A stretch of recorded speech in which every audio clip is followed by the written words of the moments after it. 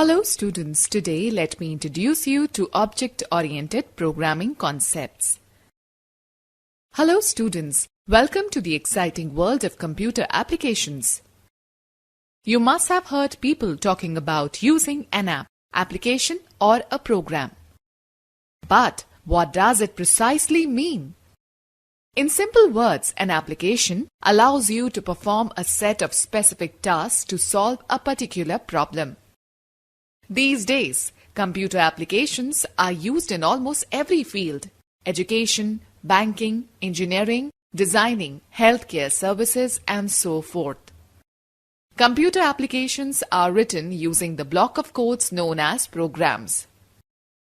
Creating a computer program can be like making a recipe for any dish. As in both the cases, you provide a set of instructions on what to do, how to do, and when to do. You get the desired output. For example, the following figure demonstrates a recipe to make tomato pasta, where the stepwise instructions and ingredients give you a solution to this. Computer, a problem-solving machine. You have been hearing all along that computer is a problem-solving machine. But how exactly does it solve a problem? Well, it solves the problem just like the recipe with the same two things: a set of instructions and the ingredients. A computer uses the set of instructions and data, ingredients to solve a problem. When both the aspects are put together, it is called a computer program. Just like the instructions of a good recipe are written clear enough so that anyone can follow them, the programs too are written with step-by-step instructions so that a computer can follow them to get the desired output. The computer simply executes these instructions in the sequence in which they occur in the program, one after the other. In the program, the data is processed as per the instructions. These instructions may look like: print your name on the screen, calculate the area of a circle, compute simple interest, show your account balance on an ATM machine. The data required for the above instructions may look like: your name, the radius of the circle, amount, rate and time, the balance amount in my account.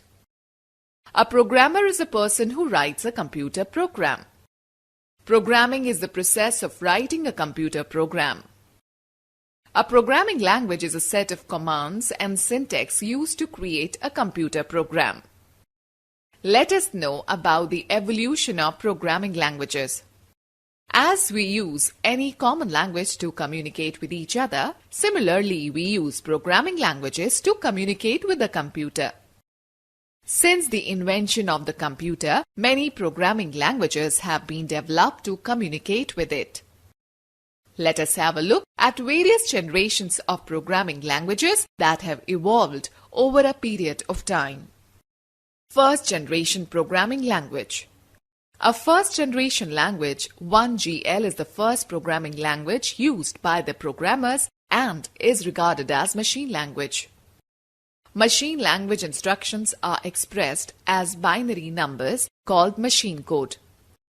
A binary number is made up of just two digits, 0 and 1. Thus, a machine language instruction is just a sequence of zeros and ones. Machine language is a low-level language. Second generation programming language. Assembly language is regarded as a second generation language, 2GL. Assembly language uses symbolic operations called mnemonics instead of binary digits. These mnemonics can have up to maximum 5 letter combinations. For example, add, used to add 2 data items. Sub, used to subtract 2 data items. Move, used to move a data item from one location to another. Assembly language is also a low-level language. Third generation programming language.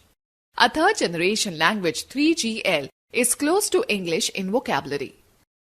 Writing programs in these languages is much easier than using their predecessors. These languages are easier to read and require less time to write programs. A sample code snippet is shown below. If age is greater than equal to 18, then print candidate can vote close. Else print candidate cannot vote close. Third generation programming languages are high-level programming languages such as Fortran, Java, C, and C++. Fourth generation programming language. A fourth generation language 4GL is closer to a natural language, for example English, than a third generation language. The fourth generation languages are non-procedural. This means the programmer specifies what is required as opposed to how it is to be done. In other words, the desired results are outlined by the programmer and the computer is expected to provide them. A sample code snippet is shown below. Select name, age, marks from students database where marks is greater than 90. In this example, the required series of instructions to get the name, age and marks from the student's database is decided by the computer. The user only specifies what is required. Database languages such as structured query language SQL, report generators such as Oracle Reports, and Python are examples of fourth generation languages. Fifth generation programming language. A fifth generation language is designed to solve a given problem using constraints given to the program, rather than using an algorithm written by a programmer. The fifth generation languages are mainly used in artificial intelligence. Smalltalk, Prolog, and Mercury are good examples of the fifth generation languages. It is expected that using fifth generation programming language, the computer will directly understand human beings. Understanding the speech would be common to computers, and people would be able to talk to the computers. Now, let us learn different ways of writing computer programs. Now, let us understand programming paradigms.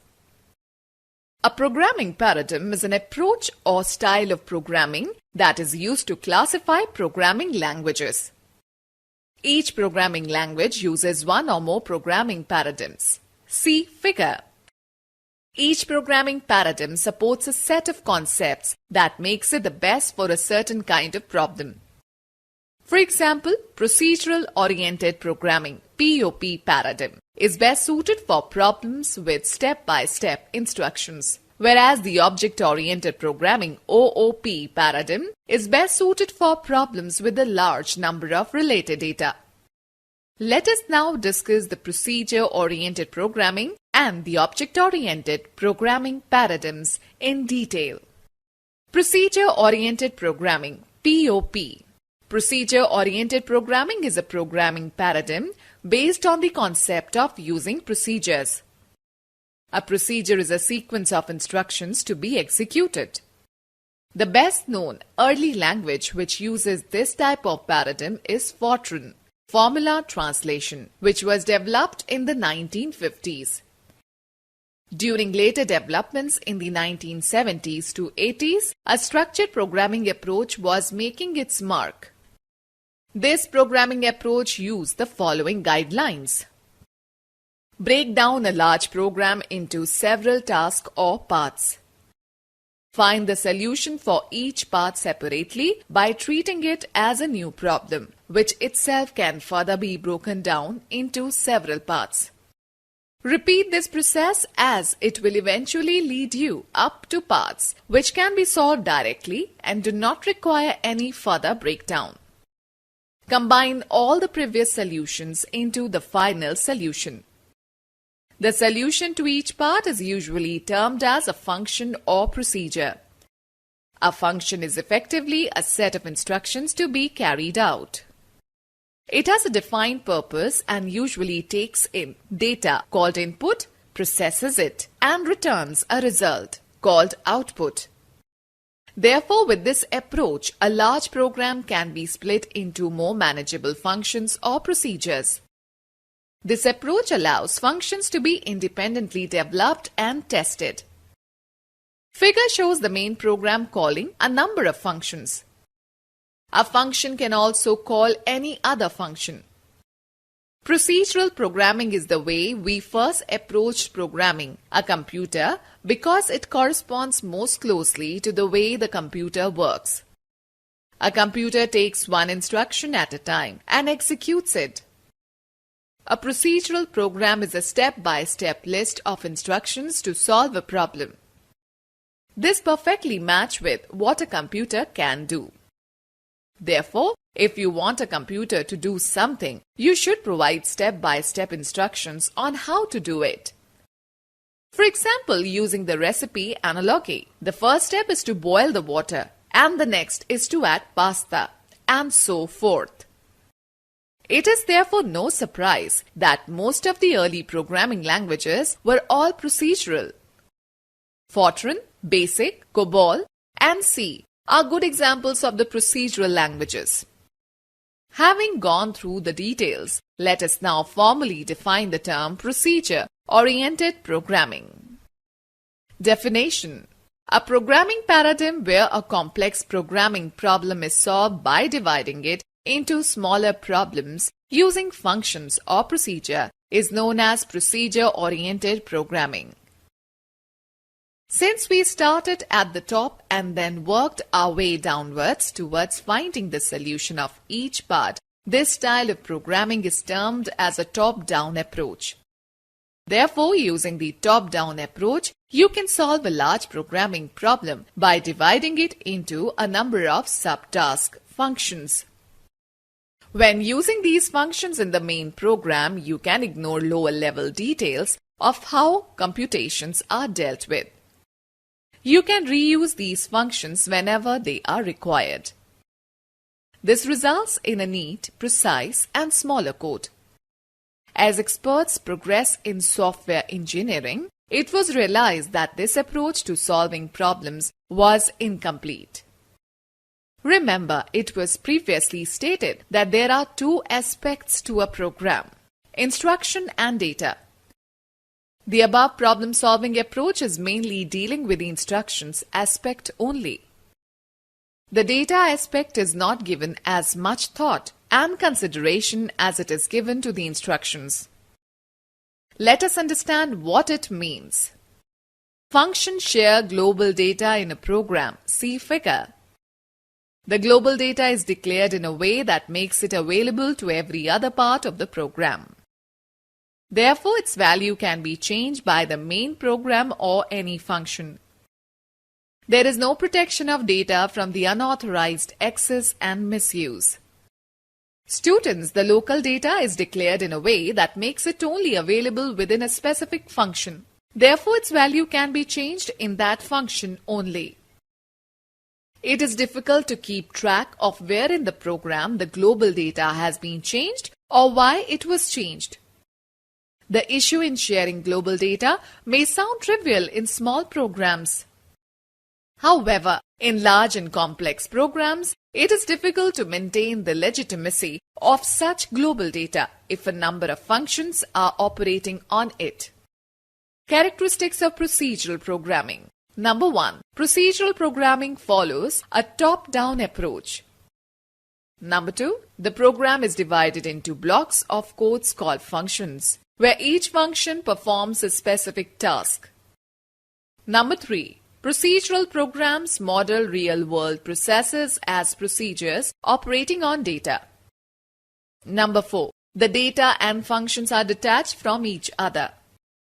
Number 5. The data moves freely in a program. Number 6. It is easy to follow the logic of a program. A function can access other functions' data by calling that function. Limitations of procedural programming. Number 1. Procedural programming mainly focuses on procedures or functions. Less attention is given to the data. The data and functions are separate from each other. Global data is freely moving and is shared among various functions. Thus, it becomes difficult for programmers to identify and fix issues in a program that originate due to incorrect data handling.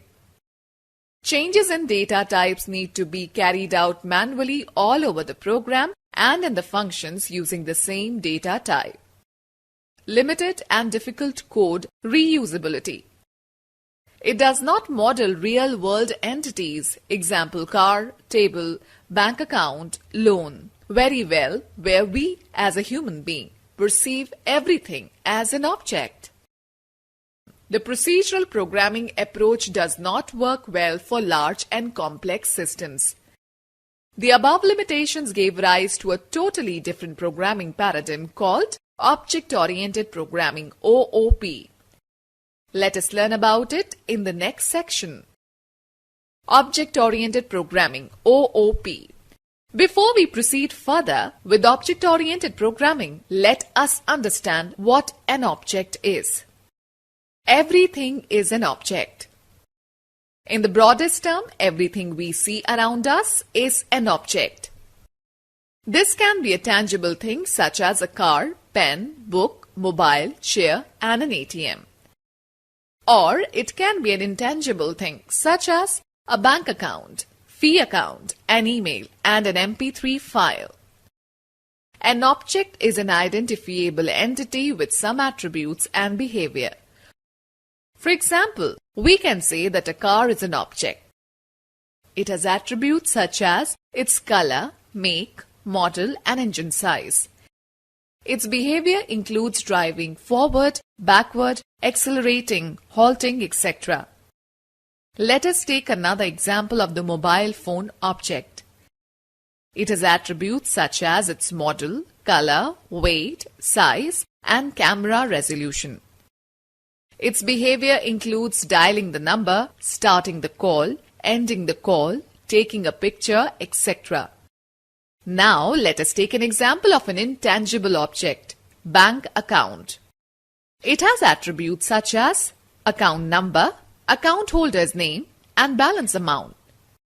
Its behavior includes depositing money, withdrawing money, showing balance, etc. In object-oriented programming, as the name suggests, the problem-solving aspect focuses on objects. In order to solve a problem in OOP, you start by identifying the objects involved in the problem. Then, you identify the attributes and behavior of these objects. The attributes of an object are represented by the data and the behavior is represented by the functions or operations the object can perform. The whole object-oriented program is divided into objects. In this problem-solving approach, we start at the bottom by identifying the objects and then work upwards towards the solution of the problem. This style of programming is termed as bottom-up approach. Definition: Object-oriented programming, OOP, is a programming paradigm in which data and functions are wrapped into a single unit. What is a class? The term class is used to describe a group of objects that have some common attributes and behavior. For example, consider lions, giraffes, and cows. They all share common attributes such as all have eyes, hair, ears, and 4 legs. They all share common behavior such as all of them eat, sleep, walk, and run. Therefore, they can be grouped into a class called animal. Similarly, mangoes, apples, and oranges all share some common attributes and behavior belonging to the fruit class. A class can be thought of as a template or blueprint for multiple objects with similar features. An object belonging to a particular class is called an instance of that class. Therefore, we can say that mango is an instance of the fruit class. The following figure shows data sharing in procedure-oriented programming. As can be seen, the global data is freely available to the main program as well as to all the functions. The following figure shows data sharing in object-oriented programming. As can be seen, the data is accessed through defined functions only. The data is not freely available due to the fact that the only way of accessing the data is by calling the relevant function. Characteristics of object-oriented programming. OOP follows a bottom-up approach. The program resulting from object-oriented programming is a collection of objects. Each object has its own data and a set of operations.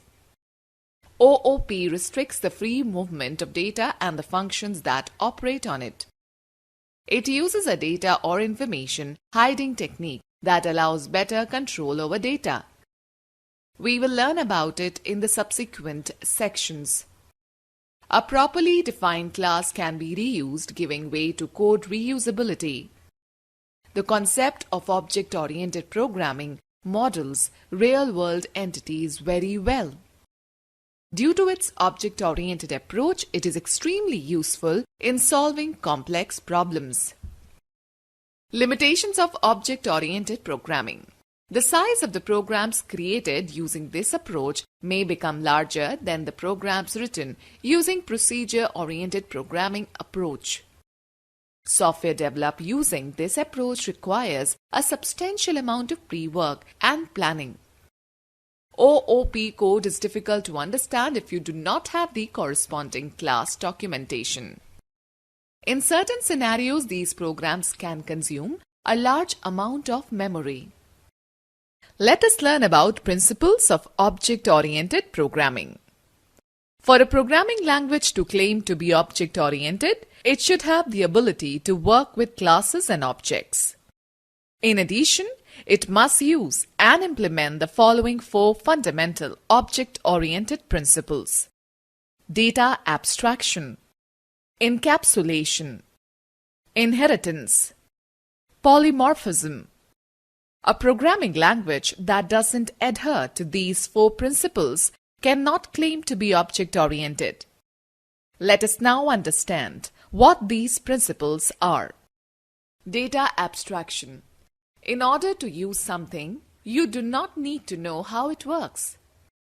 A coffee making machine, for example, is complex, but you don't need to know how it actually works. You just need to know which coffee you want. Just press the relevant button. It will make some quirky noises and you will get a nice cup of coffee. That is abstraction. Abstraction refers to the act of representing essential features without including the background details. Here, the abstraction presents only the essential features, that is, dispensing buttons of the coffee machine. The dispensing buttons hide all the complexity of making coffee behind them. In real life, we use abstraction all the times.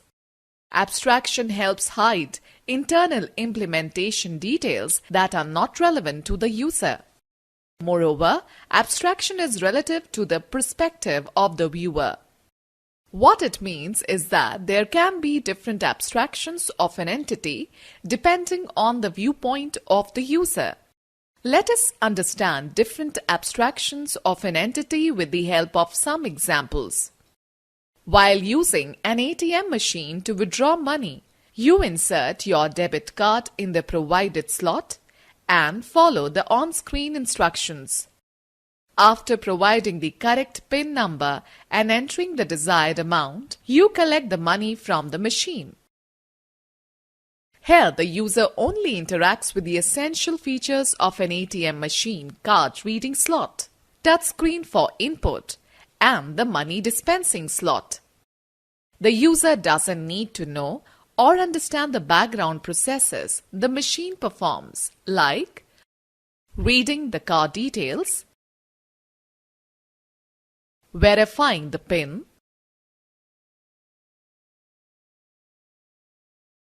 checking the account balance, counting the cash. However, an ATM's technician does need to understand these background processes so that he can identify and fix issues with the ATM machines. For him, the essential feature of the money dispensing slot is not the same as a normal ATM user. The essential features for him will be the mechanism of counting and dispensing cash behind the scenes. Therefore, there can be two abstractions of an ATM machine, one for the ATM user and the other for the ATM technician. Figure shows these two perspectives in the pictorial form. Data or information hiding. Using abstraction, the objects expose only the essential features to the outside world and hide the rest of the details. The outside world only sees a simplified version of the actual object. This is called data or information hiding.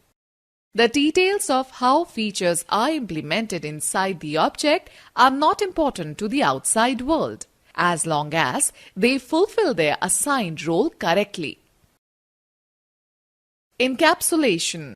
You are all familiar with the volume control knobs, as shown in the figure, which you use to control the volume of music playing in stereos.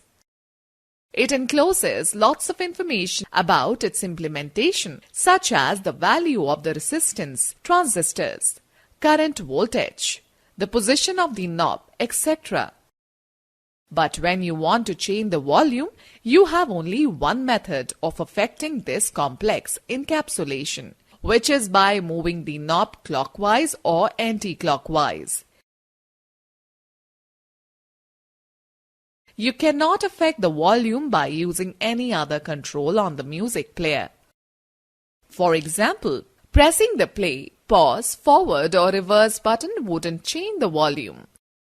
In this scenario, the volume control knob is said to be well encapsulated from the other controls, objects or the outside world. Recall that the attributes of an object are represented by the data and the behavior is represented by the functions the object can perform. Encapsulation is a mechanism that binds the data and code functions together into a single unit. It keeps them both safe from the outside world for any unauthorized access or misuse. Access to the data and code inside a class is tightly controlled. Only the functions that are inside the class can access data.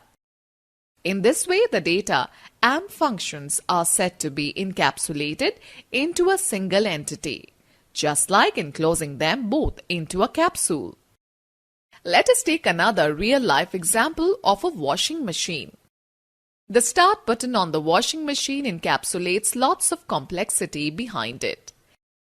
Here the abstraction shows only the essential features, that is, the start button. The encapsulation helps to hide all the internal details of washing, that is, filling up the water, start the drum, rinse, etc. Inheritance. You might have studied the term heredity in biology, which means children inheriting characteristics of their parents. For example, hair color, nose shape, eye color, etc. Similarly, Java, being an object-oriented programming language, allows one class to inherit from the other. Thus, the classes developed in Java are much closer to the real world. There are objects that are related to each other in a hierarchical way, such as birds, walking birds, and ostrich. All kinds of birds have attributes like name, size, color, average lifespan, etc. They also have certain behavior like eat, sleep, and breathe. These can be considered as the generic attributes and behavior of a bird's class definition. These attributes and behaviors will be shared amongst all birds unless they have specific differences that separate them from the rest. From the bird's class, specific types of birds can be inherited. For example, flying birds. The flying birds class needs to define only its own unique attributes, such as flying distance, timings of flying, and places where they fly. The rest of the generic attributes and behavior are inherited from the birds class. In this illustration, the flying birds class is said to be derived class of the birds class, thereby inheriting all of its characteristics and behavior. Meanwhile, the birds class is said to be the parent class of the flying birds class. With this understanding, let us now define inheritance in terms of object-oriented programming. Inheritance is a powerful mechanism by which one class acquires the properties of another class. For inheritance, first of all, you define the common class that contains the generic features of an entity. Then you define another class as an extension of the common class, inheriting everything from the common class.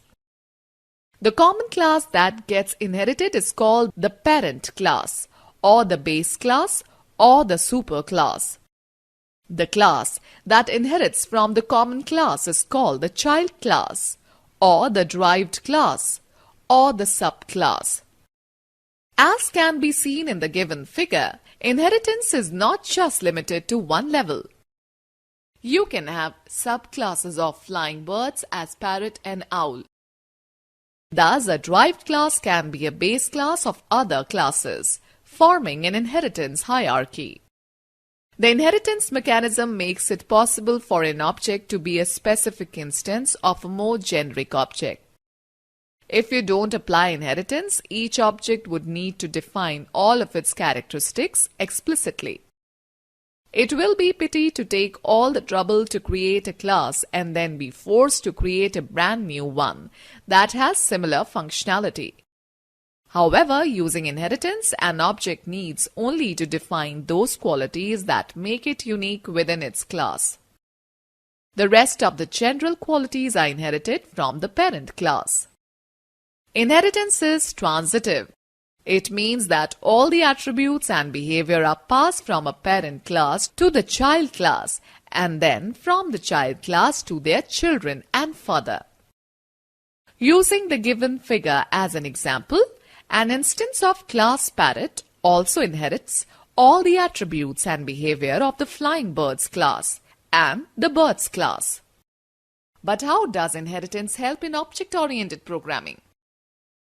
The inheritance mechanism is a very powerful tool in the object-oriented design which enables us to reuse existing code easily and flexibly. Using inheritance, you can progressively build up classes with extensive capabilities with minimal effort.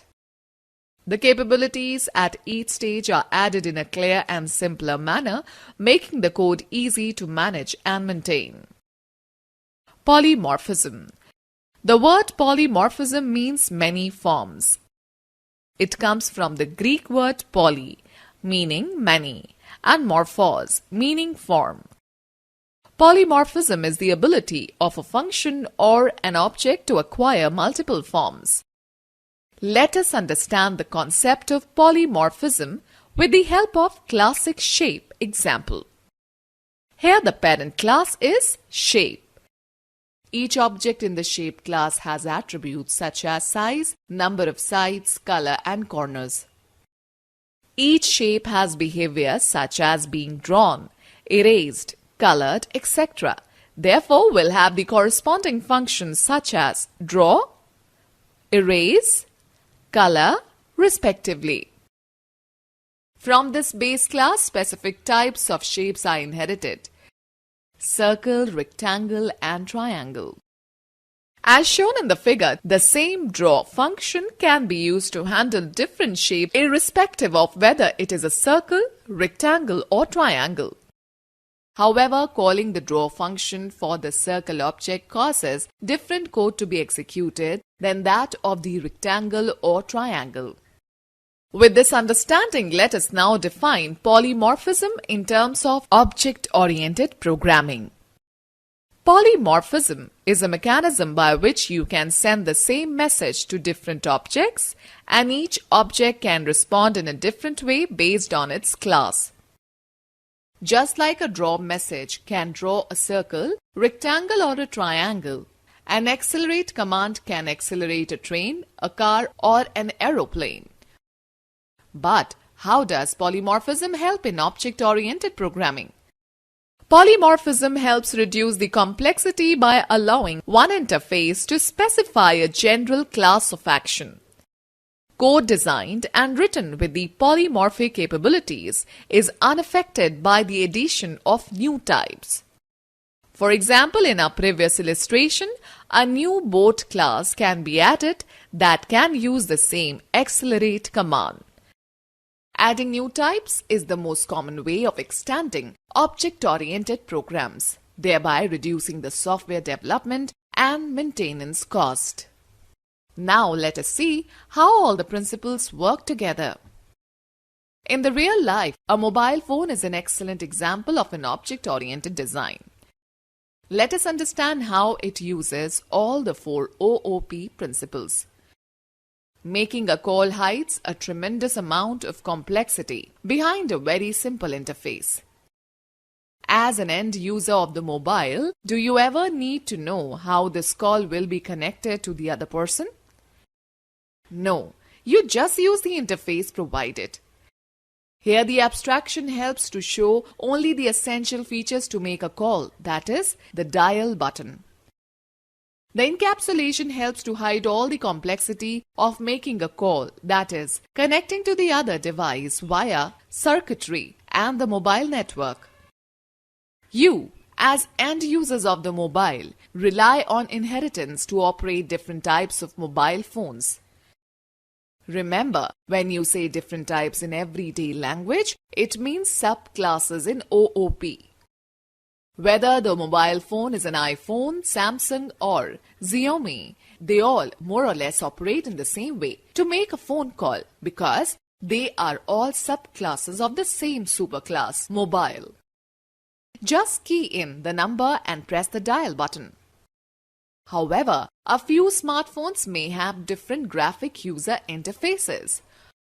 But it takes only a short time to adjust to a different interface because you understand the key features of the superclass, mobile. Finally, let us see how polymorphism comes into the picture. Mobile manufacturers offer a wide range of phones, but the way of operating the phone is essentially the same. For example, iPhone X has the models iPhone XS, iPhone XS Max and iPhone XR. With any of these forms of the iPhone X, you still press the dial button to make a call and press the end button to end the call. The same interface is used to control a number of different implementations. You have understood now that with the help of the 4 pillars of OOP, abstraction, encapsulation, inheritance and polymorphism, the individual components are transformed into a real-world phone object, which is a complete entity in itself. Since the human mind is more used to seeing things as whole objects, you can apply the same principles to the computer programs. In a computer program, you can apply abstraction to identify data objects, inheritance to allow classes to acquire the properties of another class, encapsulation to hide complexity from the outside world so that no unauthorized access or action takes place. It also ensures that a user is not overwhelmed with additional details. Polymorphism, to design a generic interface to specify a general type of action. Let us see the key differences between POP and OOP. Having studied the POP and OOP, let us summarize the key differences between the two programming paradigms as shown in table. Basics for comparison. Approach. POP follows a top-down approach. OOP follows a bottom-up approach. Orientation. Algorithm in nature, that is instruction-oriented. Data-oriented in nature. Abstraction. The abstraction is at procedure, function level. The abstraction is at object class level. Division. The sequence of events in a large program is divided into functions. Entire program is divided into objects. Interaction. Interaction with the program is via direct function calls. Interaction with the program is via functions defined in the class only. Real world. Real world is represented by procedures operating on data. Real world is represented by objects and the operations which can be performed on these objects. Data. Data and functions are separate. Data and functions are encapsulated into single entity. Data security. Data security is less as it contains lesser features to protect the data. It is more secure as one of its primary features includes data hiding. Data sharing. A function can access any other function's data by calling that function. Only the data whose access has been granted can be accessed by another function. Limited and difficult code reusability. Versatile and easy code reusability. Code maintenance. Code is difficult to modify, extend and maintain. Code is easy to modify, extend and maintain. Examples: C, COBOL and Pascal, Java, C++ and C#.